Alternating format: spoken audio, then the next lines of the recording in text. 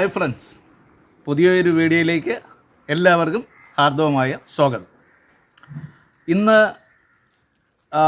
ഇവിടെ ചെയ്യാൻ പോകുന്നത് ഒരു ഫുഡ് റെസിപ്പിയാണ്. പഞ്ചാമൃതം എങ്ങനെ തയ്യാറാക്കാം, അതായത് ഓണത്തിന് ഒരു അടിപൊളി പഞ്ചാമൃതത്തിൻ്റെ റെസിപ്പിയുമായിട്ടാണ് ഞാൻ ഇന്ന് വന്നിരിക്കുന്നത്. അപ്പോൾ ഇത് പണ്ട് ആചാര്യന്മാർ ഉണ്ടാക്കിയിരുന്ന ഒരു ദേവന്മാർ കഴിച്ചു എന്ന് വിശ്വസിക്കുന്ന അമൃതാണിത്. ഇതിൽ 5 മധുരങ്ങളാണ് ചേരുന്നത്: ഏത്തപ്പഴം, ശർക്കര, തേന്, കർക്കണ്ടം, പിന്നെ പഞ്ചസാര. ഇവയാണ് ചേരുന്നത്. ആരോഗ്യത്തിന് വളരെ ഫലപ്രദമായ വിഭവങ്ങളാണ് ഇവയെല്ലാം. ഏത്തപ്പഴമൊക്കെ നമ്മൾ കുഞ്ഞുങ്ങൾക്കൊക്കെ ധാരാളം പൊടിയാക്കി കൊടുക്കുന്നതാണ്. അതുപോലെ തന്നെ ഇതിൽ തേന് അമൂല്യമായ ഒരു ഔഷധമാണ്. അത് നമ്മുടെ അവയവങ്ങളിൽ മുഴകൾ, നീര് ഇതൊക്കെ വന്നാൽ ഭേദിക്കാൻ കഴിവുള്ള ഒരു ആയുർവേദ ഔഷധമാണ്.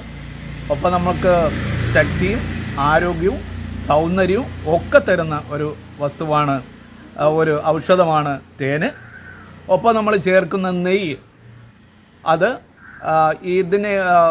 നെയ്യും നമ്മുടെ ശരീരത്തിന്, അതായത് ഔഷധക്കൂട്ടുകളുടെ എല്ലാ ഔഷധ മൂല്യങ്ങളും അതേപോലെ നിലനിർത്താൻ കഴിവുള്ള ഒന്നാണ് നമ്മൾ നെയ്യ് ഇതിൽ കൂടെ ആഡ് ചെയ്യുന്നത്. ഒപ്പം ഏലക്ക ചേർക്കുന്നുണ്ട്. കഫത്തിനും ഒക്കെ അത് ധാരാളമായി ഉപയോഗിക്കുന്ന ഒന്നാണ് ഏലക്ക. അതുപോലെ തന്നെ കർക്കണ്ട് ഉപയോഗിക്കുന്നുണ്ട്. കർക്കണ്ട് അതും കഫജ സംബന്ധമായ രോഗങ്ങൾക്ക് ഉപയോഗിക്കുന്ന ഒന്നാണ് കർക്കണ്ട്. പിന്നെ നമ്മൾ ഉപയോഗിക്കുന്നത് മറയൂർ ശർക്കരയാണ്. ഇതിൽ അഴുക്കൊന്നും തന്നെ ഇല്ല. അപ്പം അത് നമ്മൾ ശുദ്ധീകരിച്ച ശർക്കരയാണത്, പൊടിയാക്കിയാണ് ഉപയോഗിക്കുന്നത്. ഇത്രയുമാണ് ആമുഖമായിട്ട് പറയാനുള്ളത്. നമുക്കെല്ലാവർക്കും ഈ വീഡിയോയിലേക്ക് പോകാം. പഞ്ചാമൃതത്തിന് ആവശ്യമായ 1 കിലോ നേന്ത്രപ്പഴം, 800 ഗ്രാം ശർക്കര, മറയൂർ ശർക്കര, 200 ഗ്രാം കർക്കണ്ട്, 200 ഗ്രാം കർക്കണ്ട്, 200 ഗ്രാം പഞ്ചസാര, തേൻ എടുത്തിട്ടുണ്ട്,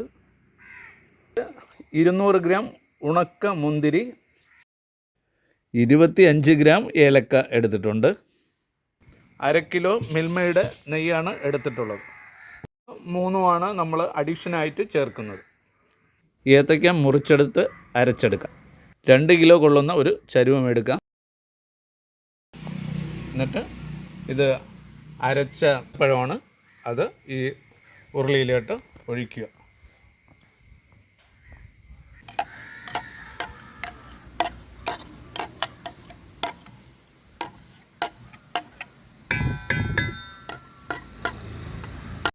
പഞ്ചസാരയും ഏലക്കായുടെ കുരു, അതായത് തരിയും ചേർത്ത് പൊടിച്ചതാണിത്.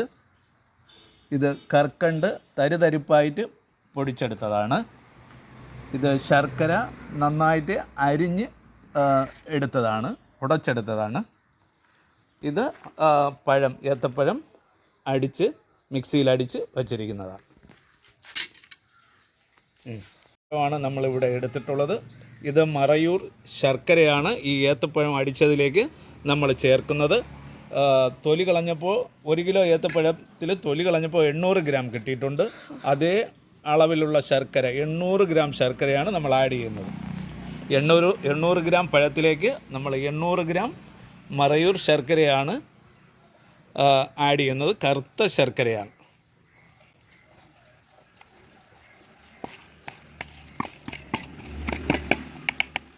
ഇളക്കി ചേർക്കാം. എല്ലാ തരിയും ഉടയുന്ന തരത്തിലേക്ക് ഇതിനെ നന്നായിട്ട് നമുക്ക് ഉടച്ച് ചേർക്കാം. കേരള സ്റ്റൈലിലുള്ള പഞ്ചാമൃതമാണ് ഇന്ന് നമ്മൾ ചെയ്യുന്നത്. കാർത്തിക നാളിൽ തിരുവനന്തപുരം ജില്ലയിലെ സിദ്ധാശ്രമത്തിലെ സ്വാമിജിമാർ ഉണ്ടാക്കുന്ന പഞ്ചാമൃതമാണ്. ഇപ്പോൾ നാം ചേർക്കുന്നത് കർക്കണ്ടാണ്. 200 ഗ്രാം കർക്കണ്ടാണ് എടുത്തിട്ടുള്ളത്.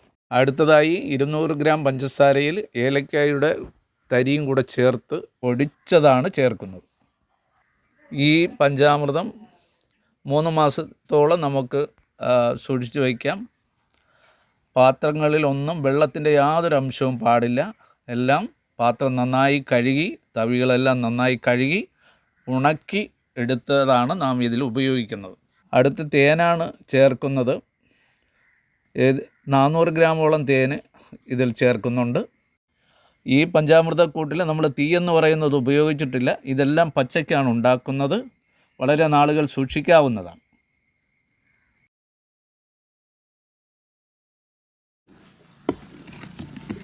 മിൽമയുടെ നെയ്യാണ് ഇവിടെ ചേർക്കുന്നത്.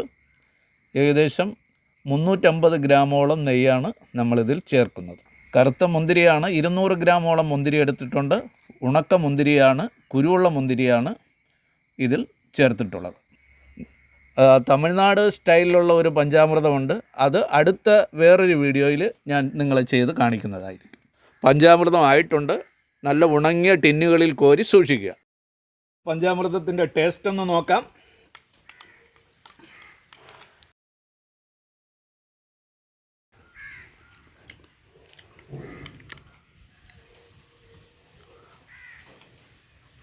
നല്ല സൂപ്പറായിട്ടുണ്ട്. ഈ ഓണത്തിന് നിങ്ങളെല്ലാവരും ഇതൊന്ന് തയ്യാറാക്കുക. അപ്പോൾ ഈ വീഡിയോ ഇഷ്ടപ്പെട്ടെങ്കിൽ സബ്സ്ക്രൈബ് ചെയ്യുക, ഷെയർ ചെയ്യുക, ലൈക്ക് ചെയ്യുക. അടുത്ത് നമുക്ക് പുതിയൊരു വീഡിയോയുമായിട്ട് കാണും വരെ എല്ലാവർക്കും 1000 ഓണാശംസകൾ. അടുത്ത ഒരു വീഡിയോയുമായിട്ട് നമുക്ക് കാണാം. അതുവരെ എല്ലാവർക്കും ടാറ്റ, ബൈ ബൈ.